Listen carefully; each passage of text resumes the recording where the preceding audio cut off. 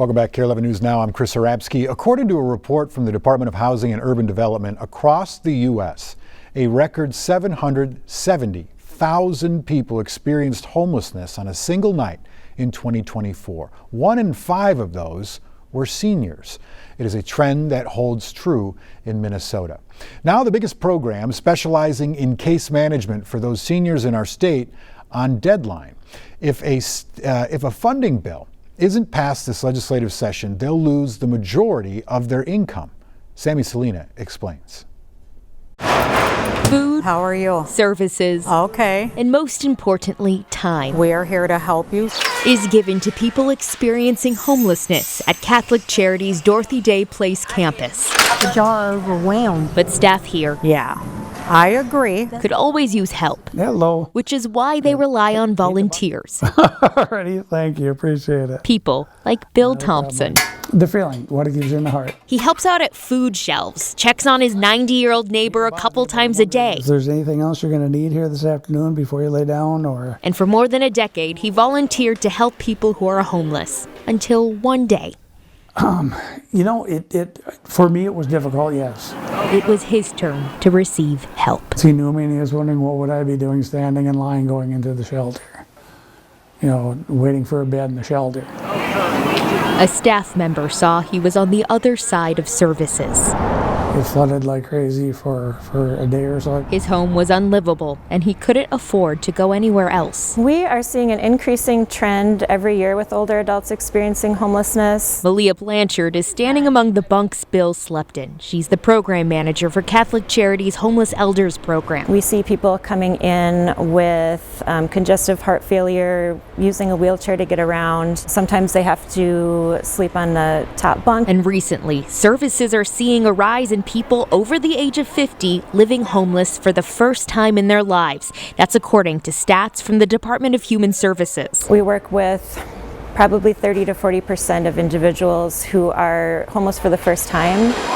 Seniors are also the fastest growing group of people becoming homeless, including in Minnesota. Affordable housing and the economic crisis from COVID are the main reasons the study lists. It'll be good to see him, see how he's doing. Danny Horan is the case manager who helped Bill find his new home. Hi, how you doing? Hi. How are you? Long time. It's been a while. Looks nice. At first, Bill didn't want her help. And when he was ready, he told me he was ready. Yeah, he walked up to me and said, "I'm ready." So, it's helpful. I think I almost remember that day too when I did that. Yeah. Yeah. Months after he accepted help, he finally moved into this apartment. But the work that Danny does may soon have to scale down as demand continues to grow. Well, I mean, if we don't have the funding, we can't have the team. In 2023, the Homeless Elders program received a $1.5 million appropriation from the state. But with a worsened budget and a looming deadline for approval, the future of their program is uncertain. It's the fastest growing population experiencing homelessness. We're really concerned about what that's going to look like in our spaces with more older adults who really have a lot higher needs. It can happen to anybody. Any sequence of events can lead you to that point. In fact, 6 people just moved into his apartment building because their homes flooded. Well, I'm not surprised in the least that I hear he's helping people in the building. For Bill, giving came easy. And that's the best thing to do, is just stand there and talk with them. Let them hear you, and you got to listen to them, that's all. Receiving was hard. It starts there. It has to start there. He has to trust that I'm going to help. But it was that gift that got him back. Will you take care of yourself? I will. You too, Bill. To giving back. Oh, I know it. That's a tough one. You want me to come over and help you with it here a little bit later? Sammy Solina, Alrighty. KARE 11 News. Okay. Love you. Bye-bye. As of today, the bill is still in committee in both the State House and Senate. Well, right now, you may know Patrick Richardson as the star of his HGTV and Discovery Plus show called The Laundry Guy, or maybe you know him as the author of 2 books. But we can say we knew him before he hit the big time. I met Patrick in 2018 when he was holding laundry camp. It was called Clean Clothes and Dirty Martinis. It was in the back of his clothing store, Mona Williams, at the Mall of America. The former buyer for Neiman Marcus and Nordstrom with a college degree in textiles has come a long way since then. So we wanted to reconnect with the man dubbed as the laundry evangelist for our Care to Explain.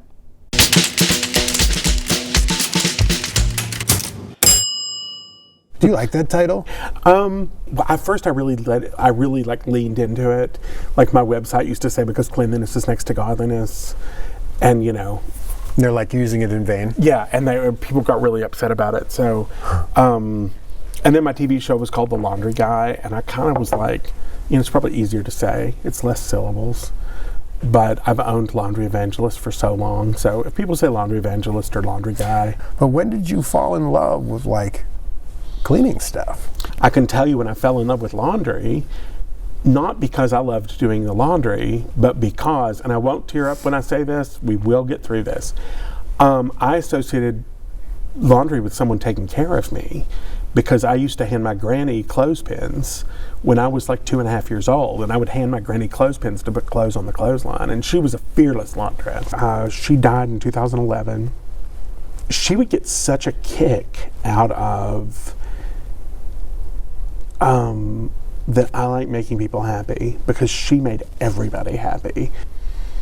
Before you even opened the store, there had to be a point of no return for you. Like, where was your fear at before that, and how did you know you wanted to open a store, let alone in the Mall of America?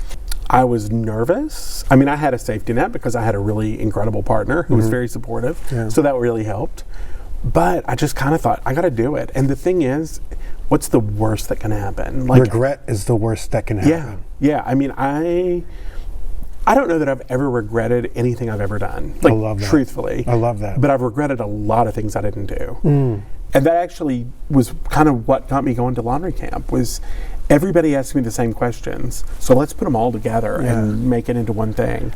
So I got it, and then I just wanted to talk about laundry. And even now, I mean, 2 books in, a TV show, a successful store, kind of a nice little life. Still, my favorite thing is talking about laundry. I mean, it's still new, because that's the great thing. The great thing about laundry is there's always somebody new who needs to learn, because there's always a parent whose, daughter's Taylor Swift sweatshirt got Kool-Aid on it, and she gets to be the hero when she gets it out. Soap, flakes, Right? versus detergent. The number one mistake everyone makes with laundry is using too much detergent.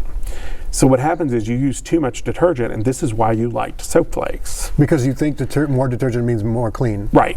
And the truth is the opposite. The reason you like the soap flakes is there was no detergent left, so your clothes are never crunchy. You're getting the feeling of your beautiful soft sweatshirt. Like, it actually feels like the cotton. Yes. It doesn't feel like the cotton plus, microplastics. It just feels like cotton. Yeah. So when people use too much detergent, it's crunchy, so then they want to put a softener on top, when the reality is the reverse would give you the result that you're after.